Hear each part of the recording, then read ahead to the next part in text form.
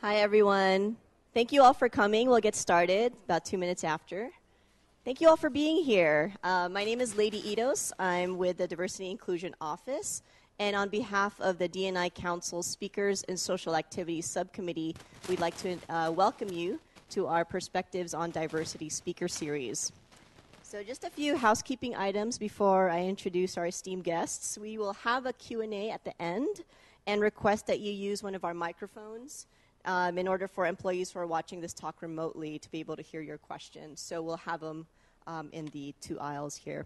Also, just a plug for the Women Scientists and Engineers Council. We will be hosting another talk here tomorrow, same bat time, same bat place, featuring Dr. Sunita Satyapal from the Department of Energy, where she will talk about her career perspectives as a female program director of the Fuel Cell Technologies Office.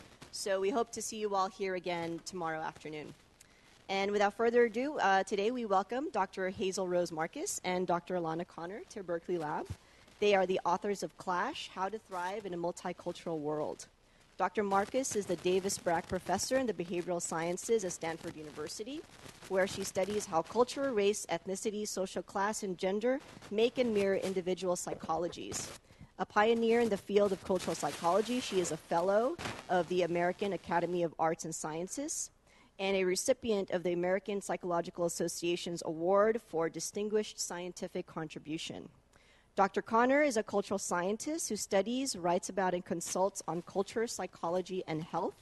As the executive director of Stanford Spark, Social Psychological Answers to Real-World Questions, she helps create and share evidence-based solutions to social problems. She also collaborates with clients like the World Bank, Kaiser Permanente, and the Stanford School of Medicine to design interventions that enhance the well-being of diverse people around the world. So please help me give a warm Berkeley Lab welcome to Dr. Markus and Dr. Connor.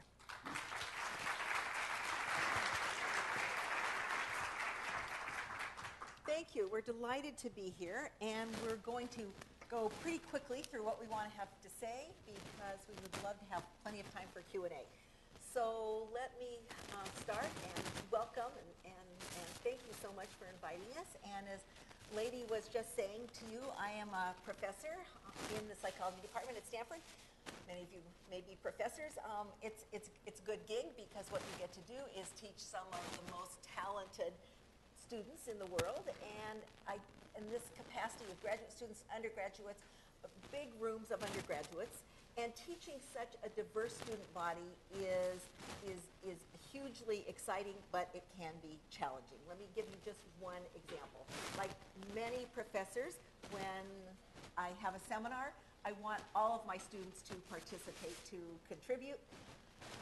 I want to tell you about one student. Her name was Hee-Jung Kim. She was from Seoul, Korea. And no matter what I did in classroom, I could not get her to contribute to the seminar. I would call on her several times, cold call her. I would warm call on her, meaning I'd tell her I'm going to call on you next time, but I just couldn't get her to contribute. I knew from her papers, her reaction papers, that she had plenty to say, and I wanted these contributions in the class. She would simply look at the tabletop, study her hands, and say nothing. One day she revealed to me why she didn't speak in class. I noticed this on her email signature, this proverb. The empty carriage rattles the loudest. You know what it means? Was Hee-Jung Kim's way of telling me that those who have the least to say are often the ones who are talking the most. And as I got to know Hee-Jung, I learned a lot about her. I knew that growing up in Korea, she'd spent her time in classrooms that looked a lot like this. These are classrooms where students are encouraged. The right thing to do to be a student is to sit calmly. You quiet your mind, get it into a receptive orientation. You pay close attention to what the teachers are saying. So, and you, as a student, you should be adjusting your thinking to what the teacher is saying, who, after all, is the expert. And later on, you can question. But when you're learning, that's what you do. But of course, many of the other students in my seminar at that time were students with European heritages, European American heritage, and they've grown up in classrooms that look much more like this. You may recognize this classroom. These are where the ones where students are competing with each other to hone their unique ideas. They want to freely express their thoughts. They want to get their ideas out there. Very often they even want to influence the professor. Maybe they want to debate with the professor even a quarter way through the talk. In these Western-style classrooms, very much the type of classrooms that most of us encourage, students learn something like this. The squeaky wheel gets the grease. In other words, speaking up is what's important to you, and it's, oh, I'm going the wrong way, sorry. Still going the wrong way, sorry. You learn this. I mean, you have to stand out, and you have to get your ideas out there. But in Hee-jung's classroom, with a very different cultural foundation, the students learn a very different lesson about the value of speaking up. Let me show you that. The duck that quacks the loudest gets shot. You see, this is a very different understanding about standing out, being different, being unique. This says that that can make you vulnerable. That may not always be the sign of being the most intelligent person or the smartest person in the classroom. Now, Hee-jung Kim went on to conduct a brilliant set of studies and, for her dissertation and then a research program that followed on that showed that while for European Americans, Americans with European background, talking actually helps people think, actually helps them formulate their ideas. But for Asians and Asian Americans, talking gets in the way of thinking. They are separate activities. They are not braided together as we assume they are in the West, in which we assume that talking facilitates thinking and vice versa. So I was actually in that seminar with Hee-jung as a graduate student at Stanford, and I also was having trouble speaking up. But you might notice I'm not Asian, but I am from a very exotic place that some of you might have heard of. It's called Memphis, Tennessee. If you haven't heard of it, this is a location in the deep south of the United States. We are known for our elaborate rituals honoring the ghost of Elvis Presley.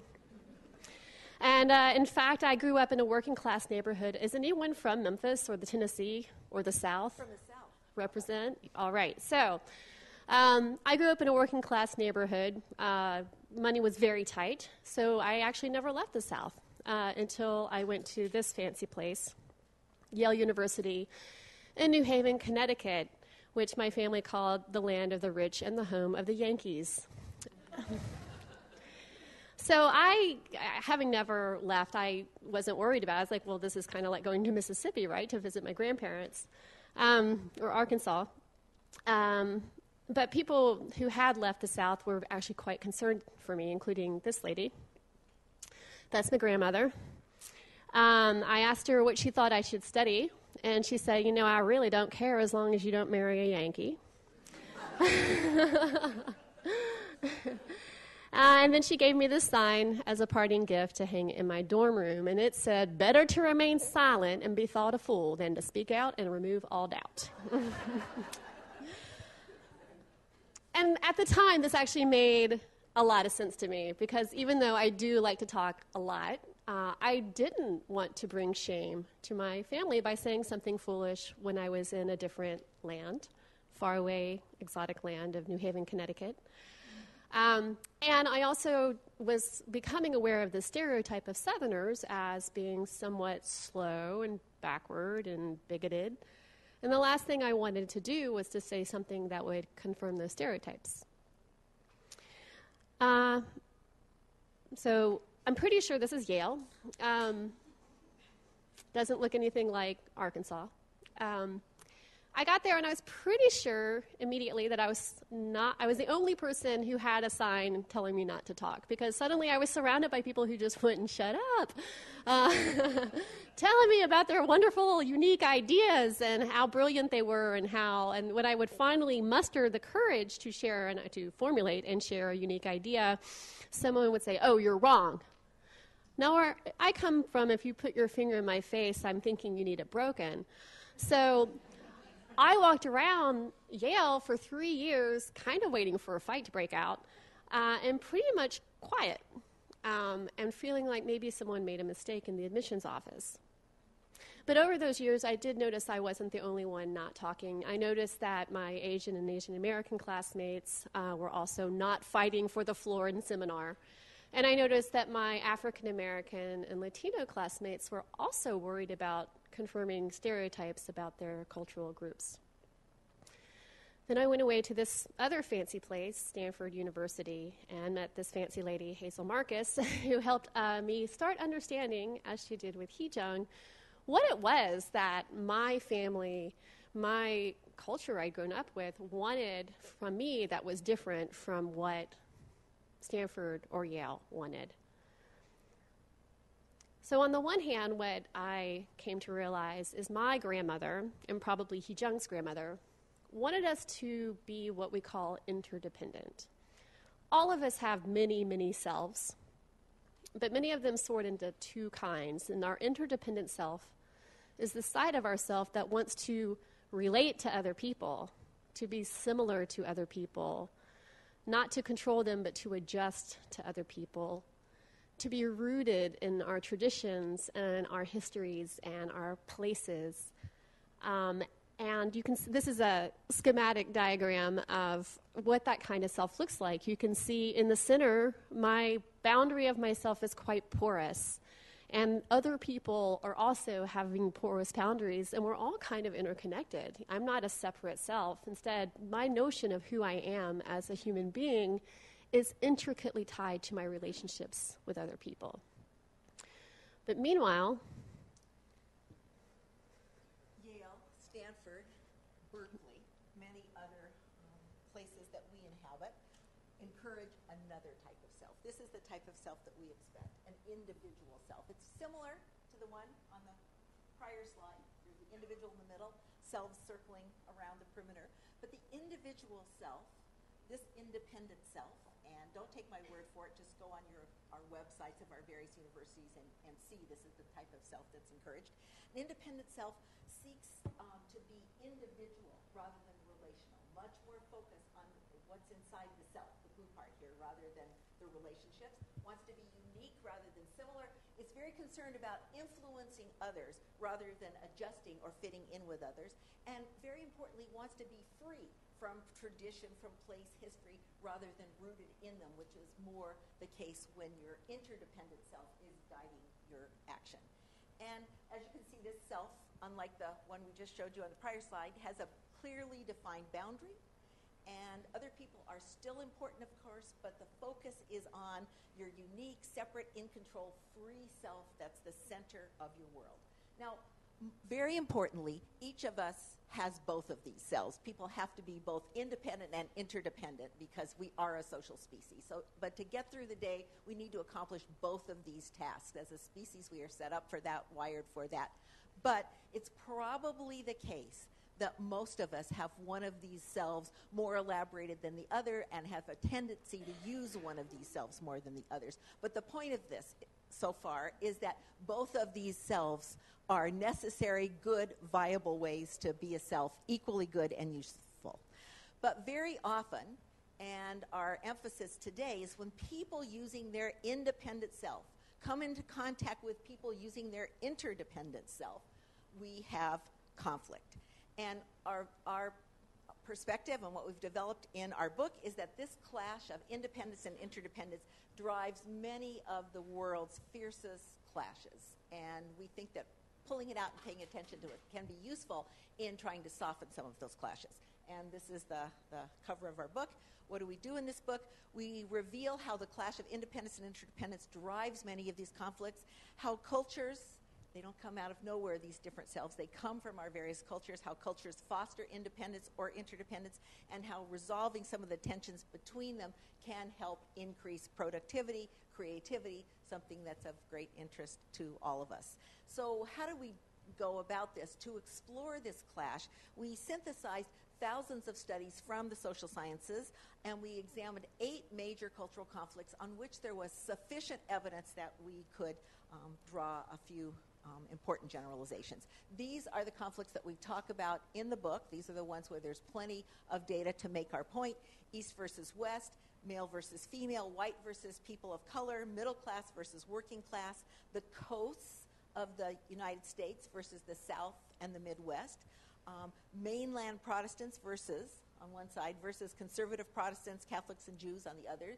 Very importantly here, when we're talking about religion, we're only talking about religion with religions that are prominent in the U.S. Then going down to the seventh row there, we talk about workplace conflicts, businesses versus nonprofits, and then finally we talk about the global north versus the global south. What you can see is those on the left in blue, those are cultural contexts which tend to emphasize independence or being an independent self as the right way to be. Those on the right are contexts which tend to emphasize interdependence as the good way to be a person. Now you might say, well, 8 conflicts, that's a lot. But actually we could have written about many other conflicts, but this was enough for one chapter, for one book. We could have talked about the clash of baby boomers versus the millennials, and we can talk about that in the questions if you want to. We could have talked about the LGBT community versus the straight community. We could have talked about clashes between people who cheer for different sports teams, because there are many clashes that this tool of thinking about the difference between independence and interdependence can be useful for. But before we talk about any specific conflicts, let's just do a little interactive exercise. You can think of this as your noontime calisthenics. I'm going to require you to do this thing called raising the hand. We're going to do this a lot, and you're going to have really great shoulders after this. So what I want to do is, we're talking about you, and just bear with me, and I'll explain why this is important after we do it. I'm going to say a culture, one of these cultural contexts, and I want you to raise your hand if you identify with that culture for whatever reasons. Maybe you live there, maybe it's a culture you admire, maybe it's a culture people misperceive you belonging to, which is an interesting case. And for each of these, I'll give for example, West and East, and I'll also give a both option. And for the both option, raise both hands for lateral symmetry. Okay, so West, East, both. Good job. This must be like a science lab or something. Yeah, great. Okay, male, female, both. Great. White, person of color, both. Okay. Middle class, working class, both. Very interesting, very interesting. Okay. I'm actually photographing you with my mind, and I will analyze these data later. Okay, what about coastal people? South and Midwest? And both. All right, excellent. Mainline Protestants. I raised my hand. My mom is like, it doesn't show anymore. Conservative Protestants, Catholics, and Jews. Pretty unreligious group here. Both. Neither. All right, there we go. All right, people who have worked in businesses. The for-profit motive. Nonprofits and governments. Probably everyone here. All right, and both. All right. Global North, Global South, and both. Very cool. All right, what did you notice in this exercise? What might have been surprising about it?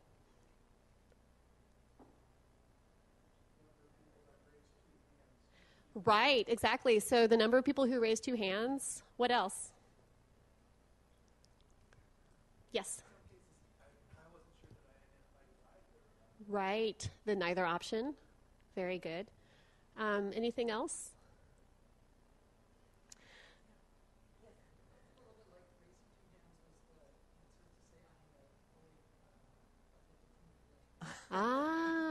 Interesting. So some judgment attached to certain identities, especially the both option. Great. So terrific. So I mean, these are exactly points we want to make with this exercise. And in addition, something we often run into as cultural scientists is people say, oh, that doesn't pertain to me. I'm a white person, or I've heard this. I'm a middle-class white guy. What does this have to do with me? And I'm like, are you kidding me? We are all multicultural. Being a middle-class white guy is a very interesting cultural group. And in fact, it has its own name that we can talk about. It's WEIRD, which is Western, educated, industrialized, rich, and democratic. That's... I report that news. I didn't make it. Well, I'll tell you that from the social sciences, we know everything about the weirdest people in the world. We're really good on the weirds, but it's just that the weirds generously are about 15% of the world's population. So we're really good on some part, but the rest of the world, we've got a lot of research to do.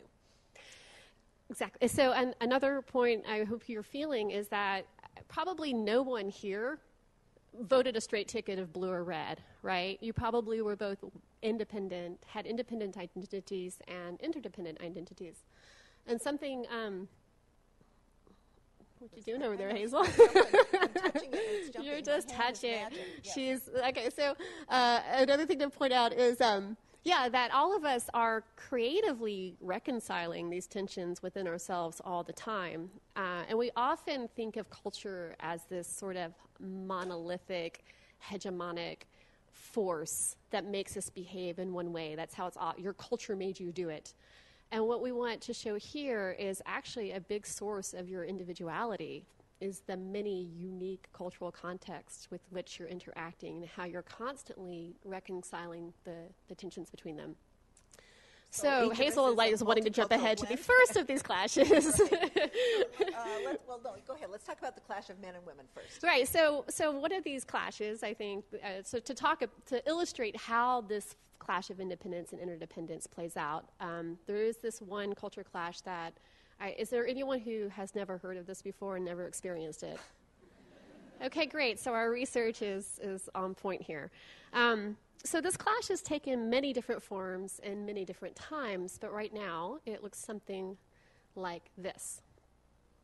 On the one hand, women, for the first time in history, at least in our geography, are earning more advanced degrees than men. We hold more professional positions and managerial positions than men. We own or half-own 47% of U.S. firms. We have leaned in. Yet, women still, and there's controversy around this number, but let's go with it for now, earn 77 cents for every man's dollar, are 3.6% of Fortune 500 CEOs, and are only 17% of the U.S. Congress, which is meant to be a representative body. So what's going on here? Why is the glass ceiling so stubborn? There are many different forces at work here, of course, but given what we're interested in, we hypothesize that on the one hand, men aren't really listening very well and aren't exactly letting women into the highest echelons of our organizations. And at the same time, women aren't insisting very strongly that they be allowed in. And this is a clash of independence on the one hand, on the part of men, and interdependence on the part of women. So let's just go ahead. So how does this fall out? How do we know that men tend to use their independent side while women tend to use their interdependent side? What is this? As soon as I say this, you may be thinking, oh my goodness, isn't this just some hackneyed cultural stereotype from the 1950s? Aren't we done with that? Haven't women become much more independent, and haven't men just become much more interdependent? Aren't there articles about this every day? The answer to this is yes, it is a stereotype, but it also happens to be true. And though gender roles are changing, hundreds of studies conducted within the past decade confirm indeed that women tend to use their interdependent side and men still tend to use their independent side, especially at work. And let me give you just one example of one of these studies. Have a look at this picture, okay? So I want you to tell me, how is this person feeling? Is this person feeling playful? Let's have a raise of hands. Let's have a show of hands for, is this person comforting, feeling comforting? This is a very, very tuned-in group like we would expect here at Berkeley. The right answer is indeed playful. And this is one of, many people get this wrong. So you should give yourself a small pat on the back for this. You're way Yeah, ahead, you're we way mean ahead here. out there on the DNI issues. This is an item from the popular Reading the Mind and the Eyes test, which is a test of how sensitive people are to other people's emotions. There's 40 eyes like this. There's actually 4 alternatives for each one, so, just giving you a short bit of it. But researchers have found repeatedly now that women score higher on this test. Women are more socially sensitive, according to this test, than men. And this, of course, is just one facet of what we might call social sensitivity, which itself is just one facet of what we would call interdependence. But in the book, we talk about this and many, many other studies showing that women overall tend to have had more practice and are more familiar with using their interdependent self, while men tend to be more familiar with and have had more practice with using their independent self. Why is that? Why do we see this split?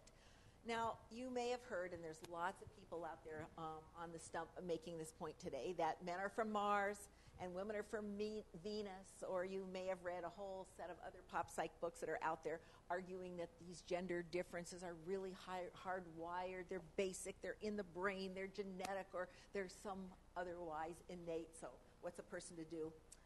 We're here to tell you that thousands of studies, really thousands, show that the vast majority of psychological differences between men and women are small, and even when you see them, they are easily reversed. Even the very stable finding that women are better at verbal tasks, but men are better at spatial ones, turns out to wash out when researchers do something very simple, like reassure girls and women that they're not destined to flunk calculus before they take the test, or reassure men that actually they can indeed use their words.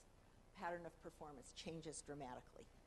But just because these gender differences are not hardwired and genetic and not deep in our brains in some way does not mean that they are not real. They are indeed real, and what we want to tell you today is that they are deeply ingrained in our cultures. Now, of course, you might say, well, what do you mean by culture? There are many definitions of this. We have one that we use: the ideas, institutions, and interactions that guide the thoughts, feelings, and actions of individuals. Let me say a bit more about this, and let me show you how culture works. And we have it here in terms of a culture cycle, and this is a picture of it. We break it down into the 4 levels, the 4 I's. Each one of the I's, individuals, interactions, institutions, ideas, is part of the cycle.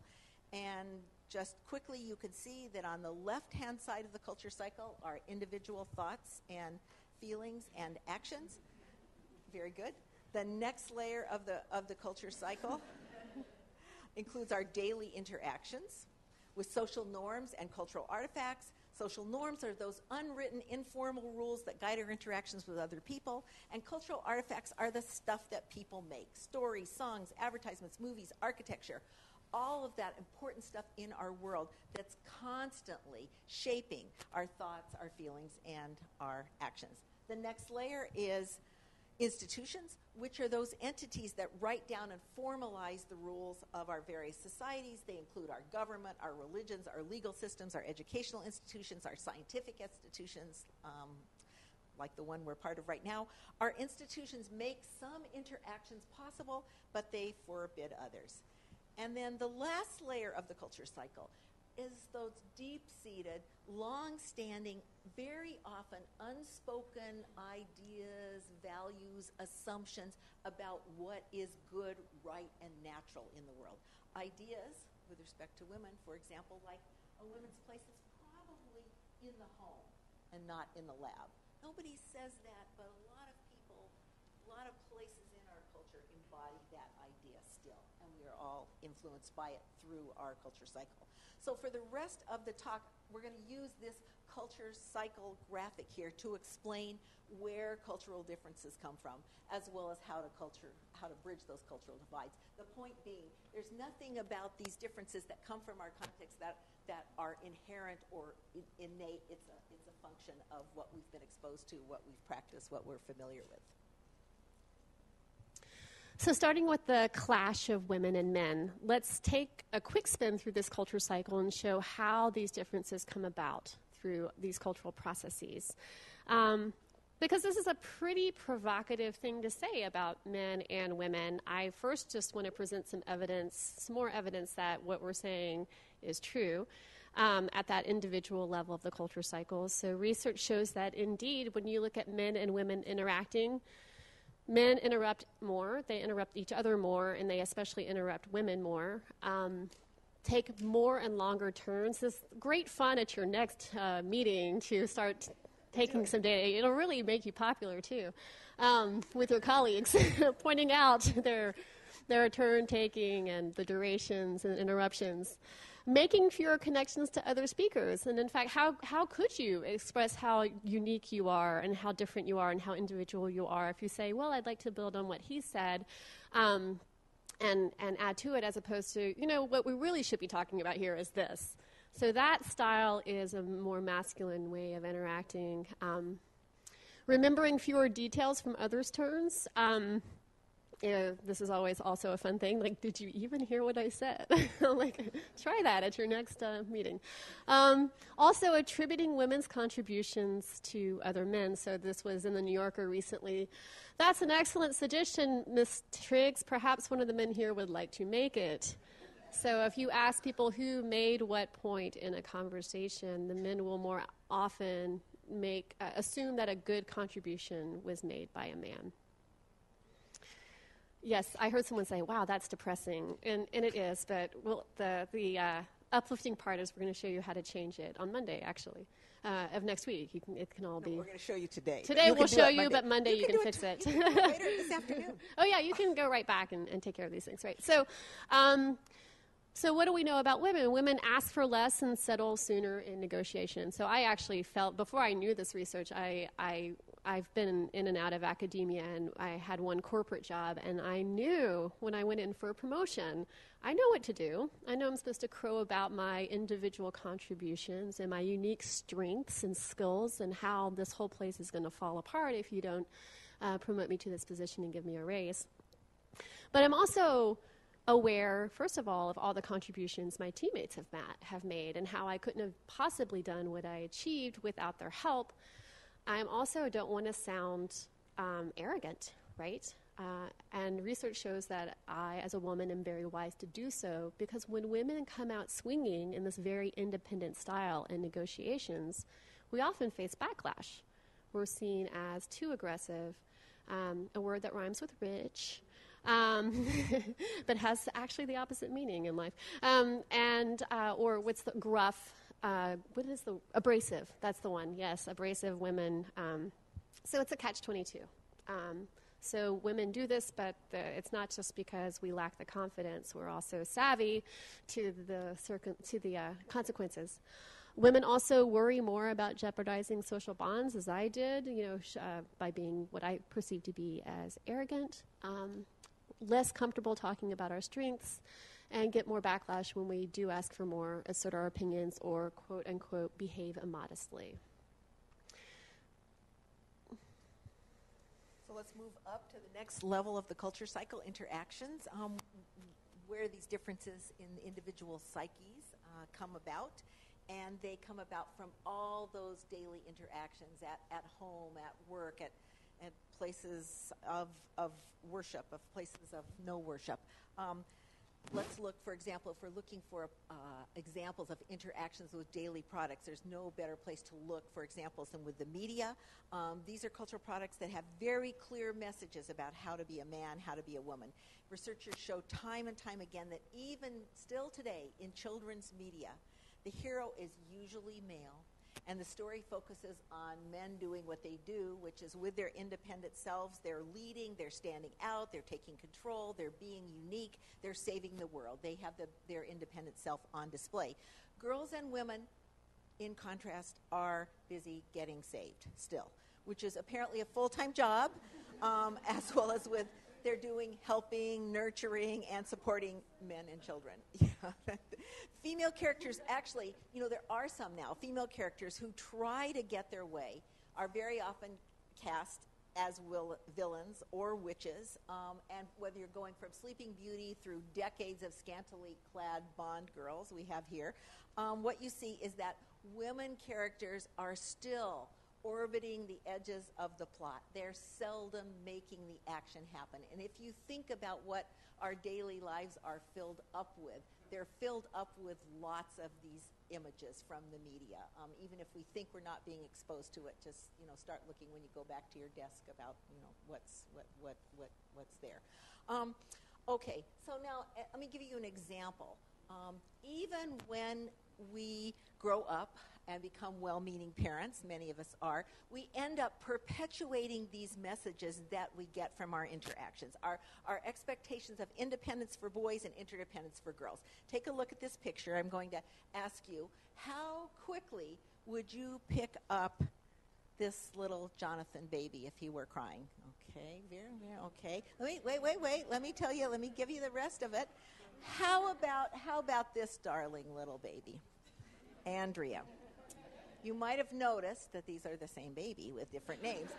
In a classic study that talks about how these daily interactions, that level of the culture cycle, is shaping gender, the Condries found that women responded much more quickly to a crying 16-week-old baby named Andrea than they did to the exact same baby who was named Jonathan. Now, it's important for me to tell you that men responded equally slowly to both babies, regardless of what their names are. But that's another talk.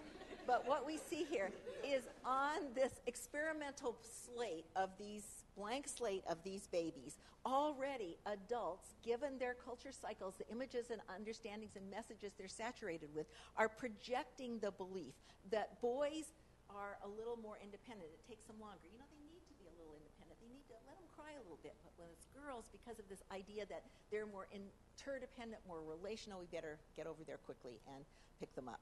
Okay, let's look at the institutional level.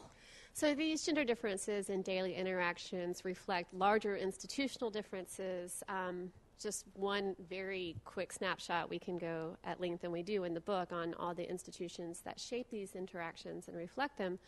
But just look at who has what jobs in our culture. We see that the people in the business of talking and influencing and controlling tend to be men, while people in the business of caring, teaching, listening, and adjusting tend to be women. So it's not surprising that many women tend to use interdependent sides of themselves and men to use their independent side if that is what you're going to get paid to do. But what we challenge people to think about, and it's a challenge because we have so many stories in our culture that this is the natural order. This is what we evolved to do. Although when you actually look into our evolutionary history, there's not a lot of evidence for this kind of division of labor.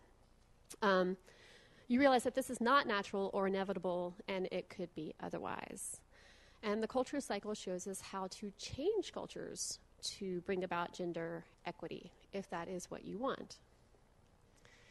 So a first thing to note about the culture cycle is that we can change them. I think, once again, I talked about, we often feel that culture is this thing that kind of creeps into our brain and makes us stop thinking and behaving like drones.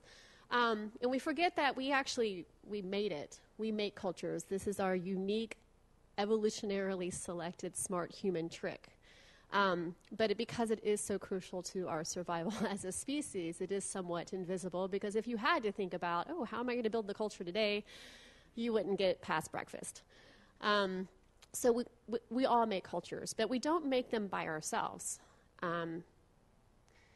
So when people go out, I'm going to go change the culture, it's like, good luck with that, because there's like 8 billion other people out there who are doing something different from you.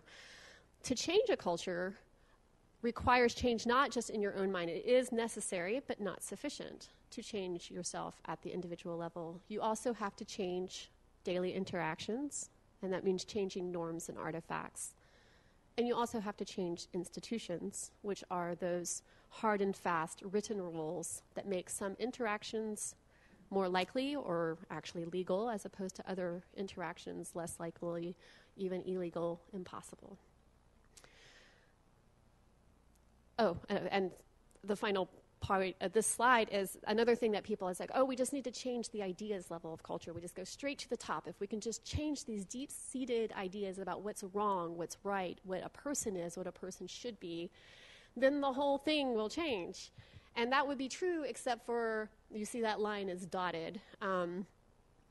That is the hardest part to change. These things are often, our deep-seated cultural assumptions are often unspoken, unwritten. It's unclear how they're intangible. What we propose and what our research suggests is that if you change these other three levels of culture, though, eventually the big ideas follow, and the culture cycle sets on to another trajectory. So, and a final point about changing the culture cycle is the higher you go in these levels of culture, the more impact you have, but the harder it gets. It's much harder to change a law than to change my mind. It's much easier for me to to turn off the television than to change broadcasting rules about what can be given to my children, for example. So once again, big impact, but big effort at that top level. So what exactly should we do to culture cycles of men and women to bring about gender equity, once again, if that's something that we want? Simplify it, how to bridge the gender divide. Men need to use more interdependence, and women need to use more independence. It's a meet in the middle strategy. The reason why the women's part is in parentheses is because in most institutions, women are still the ones with less power. So women can only do so much to change their workplaces, although, as Alana pointed out, we've done a lot already. So now one of our suggestions is that it's time for the men to help break that glass ceiling from the other side. And they may do this by using their interdependence to open the door wider for women. More interdependence, it turns out, is better for everybody. Let me just give you some examples from recent data. Work groups that stress interdependence perform better than groups that stress independence. The more women a work group has, the better it performs on tasks of creativity, reasoning, negotiation, problem solving, and more gender-balanced corporations have greater sales, customer bases, and profits. The data are mounting quickly, and strong data on this point. Now, let's just go through the culture cycle quickly to talk about how we might bridge this gender divide, given that we have a strategy. First, we can start by promoting more women to leadership positions, starting at the biggest level of the culture cycle, the institutional level. Promoting women isn't just good for women, it's good for organizations. Study after study show that the more women executives and directors a firm has, the more profitable and innovative it is. Let's talk at also more data on the more women directors that corporate boards have, and the more dynamic their strategy and the greater their control. So this is really a fascinating area of new research that's showing that it's clear that women leaders are having a big impact in various fields.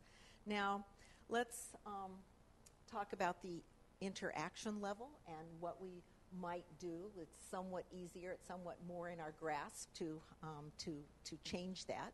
Most of us don't have that much influence on the directorships in various places. So let me give you an example. Yet, exactly right. Let me give you an example of how we might make a difference at the interaction level. And one thing we can do is represent women and their achievements. Let me show you just one recent study by a group of social psychologists. And what they did is, in an auditorium like this, men and women were prepared and delivered a public speech. And the public speech was done, the experiment had one of 4 conditions. At the back of the room was a picture of a powerful woman. In one case, it was Hillary Clinton. In another case, it was Angela Merkel. Or in the third condition, there was a picture of a powerful man, Bill Clinton. The fourth condition, no picture at all. They looked at the speeches, how long the women spoke, as well as the quality of the speeches that were coded by an independent group of experts. And what they found is that women spoke less long and delivered less good quality speeches when Bill Clinton was pictured at the back of the room or when nobody was pictured at the back of the room compared to one of the powerful women, Hillary Clinton or Angela Merkel. And so it's also important to point out that this manipulation had no impact on the men. It didn't influence the men, how long they spoke or the quality of the speeches, but this small tweak in just what's in the back of the room there had a powerful impact on the women and how well they did. And then finally, what can we do at the individual level? We can, as we've been saying, we can listen to women. And this is a really important and easy tweak to make in the culture cycle. Well, it sounds easy, but it turns out we find in our own work at Stanford that teaching people how to listen is actually, it's not something that we're really rewarded in middle-class European American culture. So here are some concrete guidelines. Once again, take these to the office this afternoon, be a hero. Before discussion, ask attendants what the main issues are and what their ideas about them are. So actually make sure that the discussion you're having reflects the concerns and interests of the attendees. I mean, it does take a little bit of work on the front end to send out an email. We're meeting next week. Is there anything you want to talk about? But it's amazing when you give people a channel to share what their interests and concerns, and a more private channel, they will share that with you, and you can actually have meetings where people are talking about things they care about and sharing their ideas. Make sure plenty of women are at the table. One of my favorite Tumblrs right now is called Congratulations, You Have an All-Male Panel. I recommend you go look at it, and it's still amazing to me. I go to so many conferences where for organizations whose membership is over 50% female, and it'll have a all-male panel, and it's kind of like, how did that happen? And like, oh, the women are too busy, and it's like, did you ask them? Or there's a lot going on that could be improved in that domain. Require each person to speak some minimum number of times. Go around the room. A lot of times, as Hazel, that picture, if you remember, of European American classrooms where the kids are, killing themselves to be called on, it's a competition, and only the fittest survive, or only the most independent survive. But when you actually require everyone to speak and give people space to speak, you might be surprised about what is on people's minds and how much people have to contribute when invited to do so. Enforce turn taking. No interruptions. I think this one's really hard when you, especially an intimate group of people who've been working for a long time, where you have this nice natural flow. But what happens is over time, some people get left out of that flow. So to make sure that they are integrated, and making sure that one group I'm a member of, they take a list. You raise your hand and they write your name down. You cannot interrupt, and you go through the list and people make their contributions. Setting limits on the number and length of turns. Once again, it sounds a little draconian and a little artificial, but when that becomes a norm in your local culture cycle, you find that new voices come to the table and new ideas get shared. And finally, after a quote-unquote quiet person talks, so look at who are the quiet people in your work groups, and when they do share, invite others to express agreement, because those people often just need encouragement. Today's quiet person might be me, actually, and help, please. Yeah, that I don't know if you want that to happen, but yes. Okay, next. All right, moving along. So. Another culture clash that are increasingly diverse, I'm leaping right into our next section. We'll have time for Q&A, but we want to get through the section on this clash of people of color versus whites. So let's, as we lead into this one, I want to give you just a short quiz. Okay, I want you to close your eyes and just think about how you would describe yourself in five words or terms. Just think about it and keep a list of them. How many of you, okay, I'm rushing so I don't give you much time, but how many of you mentioned, let me show a show of hands. How many of you mentioned your race? Let me see a show of hands. How many of you mentioned your race? And what you will see is the usual results, except for a couple of you, and I actually don't know what races people identify with, but most people of color mention, if you give them 5 slots for who am I, will mention their race or ethnicity. Most white people, it just doesn't come up. Even if you give them a chance to answer the question 20 times, it just doesn't come up. This is a reliable classroom, boardroom demonstration. You can be sure that it will work. Just as whites, they don't see themselves having a race. Many of them sincerely believe that race no longer matters, and it's just not important. But it's still the case that many blacks, Latinos, Native Americans, Asians, other people of color believe that discrimination is still a very important problem in society and in their individual lives, and that race indeed does matter. How could it be, you might ask yourself, that groups living very intermixed, interacting with each other on a daily basis, how could they come to such drastically different conclusions about whether or not race matters, whether or not they should pay attention to it? It turns out that whites' culture cycles foster independence. Black, Latino, Asian culture cycles tend to foster interdependence. So as white culture cycles foster independence, this means that along with the idea of independence comes the belief that people are independent from their various cultural contexts, including those of their race, that people are individual, unique, in control, and they're neither hindered or helped by their race. That's not part of who they are. Black, Latino, Asian, other people of color's culture cycles tend to foster this more interdependent self, and with that understanding of interdependence comes the idea, the understanding that people are very much influenced and by and interdependent with the various cultures with which they interact. In many white worlds, we find that in these, if you look at starting at the interaction level, that there's very little talk of race. We know that 75% of white parents never talk to their children about race, and they often do it because they're doing something that they believe to be very good. It was a progressive ideal of the civil rights movement. It was their belief, promoting the idea of color blindness, that there is no race. We're all one race, right? The human race. Why should I talk about this thing that divides people? It just turns out that that thing makes a huge difference in the lives of many people, most people. Colorblindness sounds like a good idea, but it can be dangerous. It doesn't lead many whites to believe that they do not have a race or ethnicity, what the little quiz just showed. Instead, they tend to believe that more or less they're neutral or natural human beings. Now, you might, as just a simple example of that, do you remember that until quite recently, Band-Aids only came in one color? You know, this is a realization of this idea that white is the neutral color. You can remember what color the flesh color crayon was. You know, this is the human flesh color was that color. You know, so there are lots of things as you look around that reveal that built into our cultural cycles are these implicit understandings that white is somehow normal, neutral standard, and that other people are the ones that have something different or special. No one makes this point better than that trenchant social critic, Stephen Colbert.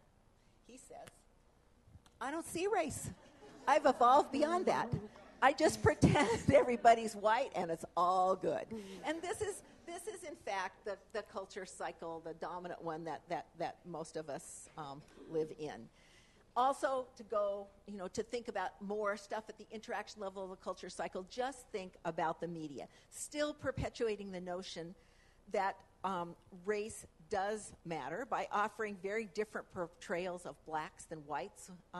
Once again, there's more African Americans in the media, but if you analyze it carefully, as many studies do now, it's clear that blacks can still only be sidekicks or criminals. They can be athletes or they can be entertainers. Once again, you might be thinking, oh my God, isn't that the 1950s again? Throwback to that? No, these stereotypes are alive and well, flourishing on a screen near you. Don't take my word for it. Go look. And then just at this institutional level, once again, lots in our book, but I think some things people may not be as aware of is this notion of institutionalized racism, which manifests in things like resumes with black names get 50% fewer callbacks than the identical resume with a white-sounding name. So Jeff versus Jamal.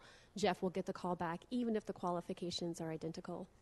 Fewer black and Latino students with high scores are tracked into AP classes than are their white counterparts. So very well intended teachers and educational institutions still have this implicit stereotype that these kids don't belong in these classes even if their scores suggest otherwise. Blacks are less likely to receive clot-busting drugs than whites when they present to an emergency room and have identical insurance coverage. Blacks and Latinos receive harsher jail sentences for the identical crimes, and also in our criminal justice system, the crimes that African Americans commit more frequently are punished more harshly. So the difference between if you possess crack cocaine versus powder cocaine. Crack will gets a harsher sentence than cocaine, reflecting once again that these people, African Americans, are systematically, institutionally discriminated against. And I don't think I need to go into too much detail about widespread biases in policing, that people of color are much more likely to be arrested for committing the same crimes and receive the harsher sentences. So how do we convince white folks who tend towards independence that race still matters, and how do we make life easier for people of color whose tendencies towards interdependence may actually undermine the ability to fight for equity? Once again, people in power have more leverage to change culture cycles, and so first and foremost, we recommend that whites become more interdependent. Don't make the less powerful person be the force for change. So starting once again with the culture cycle, start at the institution level where the impact is biggest. What can we do is diversify your workforce. It turns out that the studies again show that diversifying your workforce is good not only for people of color but for organizations as a whole. The more ethnically diverse an organization is, the greater its sales revenue, customer base, and profits. Racially mixed groups exchange more information and make fewer errors.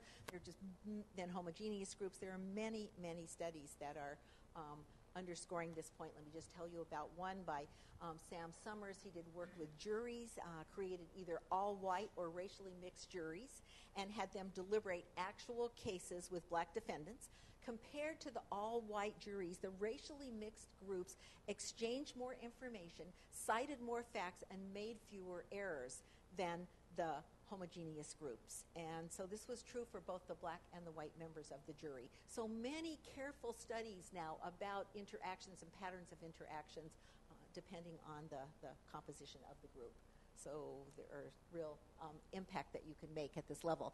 Of course, we said this one, we talked about promoting people in your workforce to positions of leadership.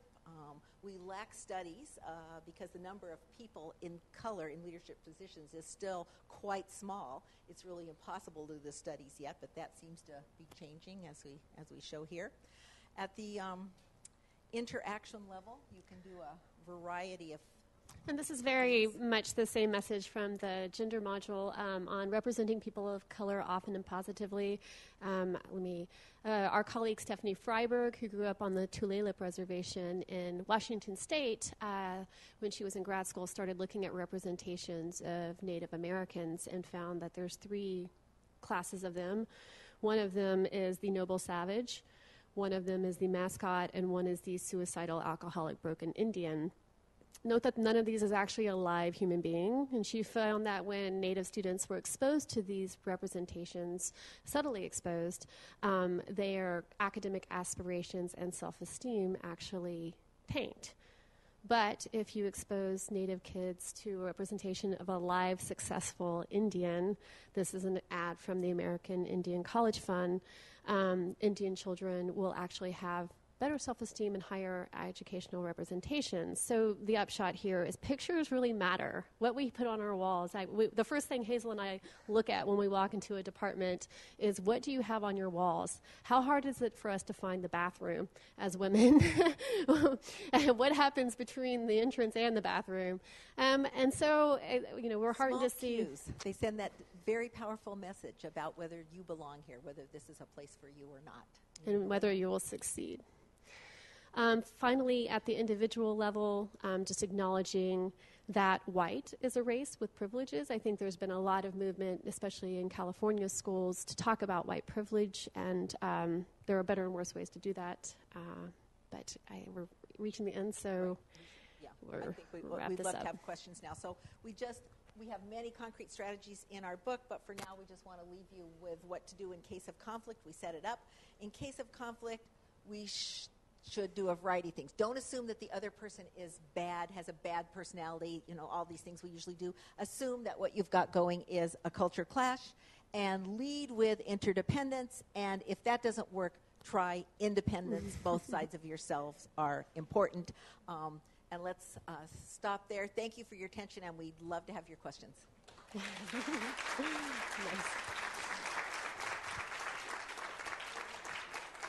Hello. Thank you very much, Hazel and Alana. So I know it's 1 o'clock. If you have to go, please, you can do so.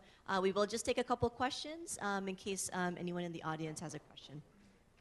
And I do want to mention, too, for folks who are leaving, we have a copy of the sheet for independence, interdependence. So if you want to grab one, or if you want, you can email dio@lbl.gov, and we can email it to you. So any questions? Yes, go ahead.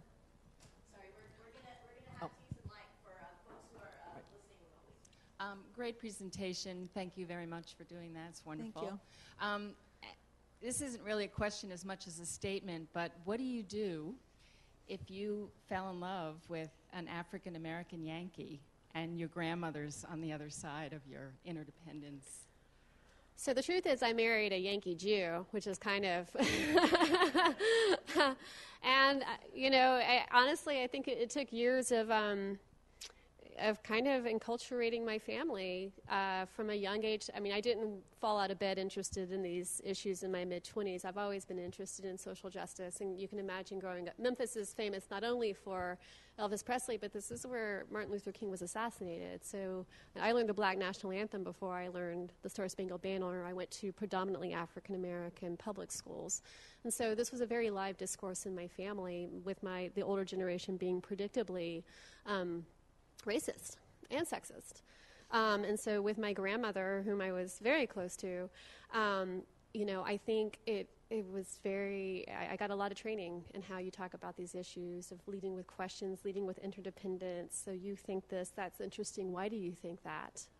But yeah, I mean, a lot of people have lost their families of origin for making some of the decisions they made in my life. Yes.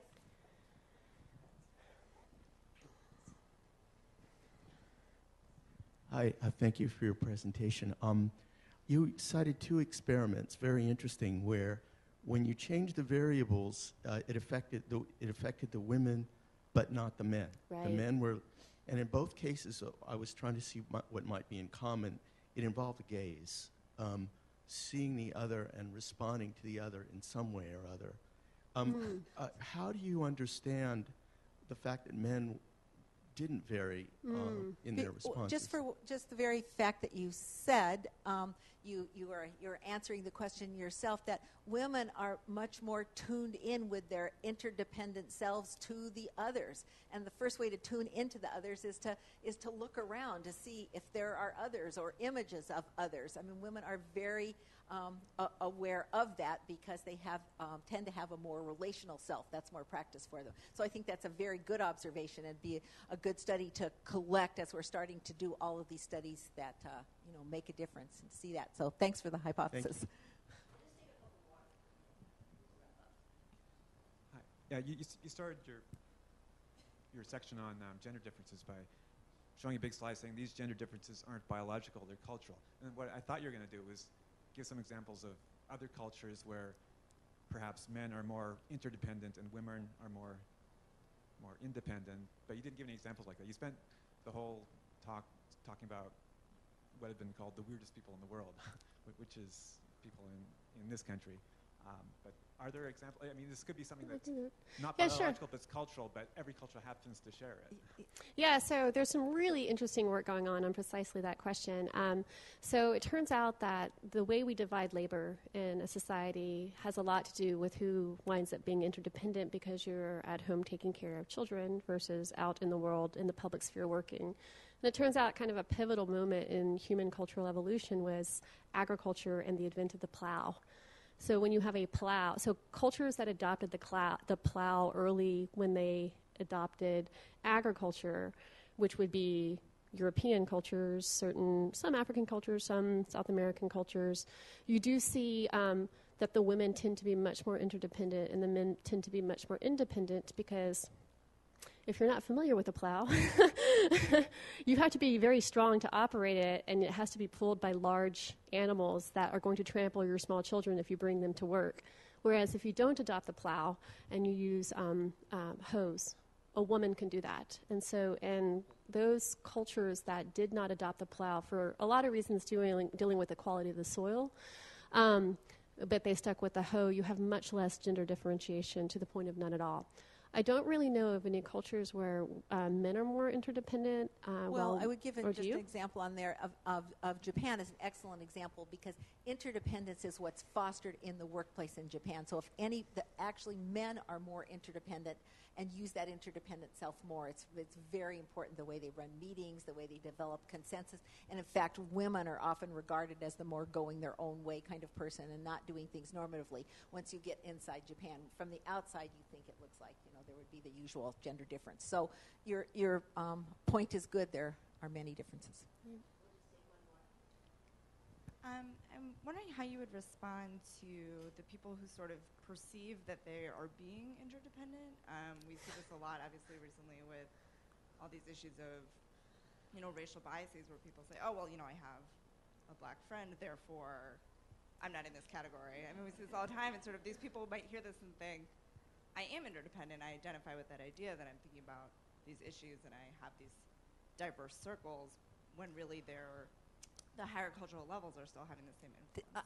I think that's a great question, and I think what we need to do is think about how to cultivate more interdependence in our very overall independent society. And I think that all the problems that we have to solve, name every one that's on the front page of the paper today, will require more interdependence. But at the heart of interdependence is just not being friendly with other people and holding hands and the sort of kumbaya thing. That's what people tend to think about interdependence. At the heart of interdependence is doing the hardest thing of all, which is adjusting to the other person, actually allowing the other person's point of view, the other person's idea, the other person to have place. I would say as Americans, we have very little practice with that. The idea that I'm going to stop talking and listen to you and maybe not say what I want to say and actually maybe build on your idea and keep mine down or work to integrate our ideas, synthesize our ideas. We don't have much practice with that. I mean, anybody who's been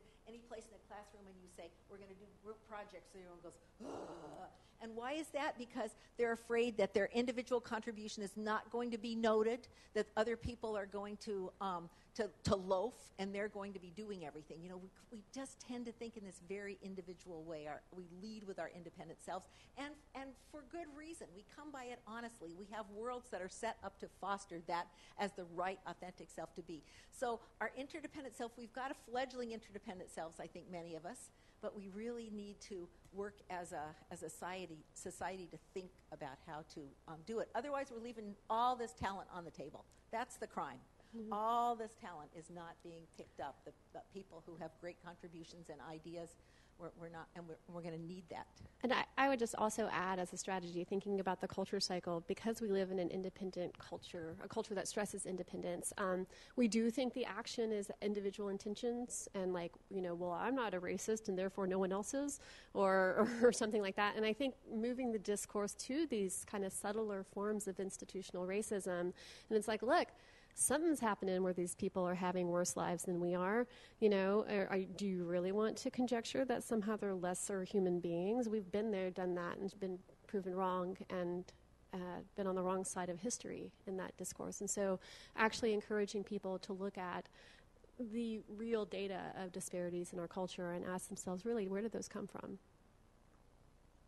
A much longer conversation, you can see, but thanks for the Thank question. you all for coming. Thank you, Hazel. Thank you, Alana. Thank you very much.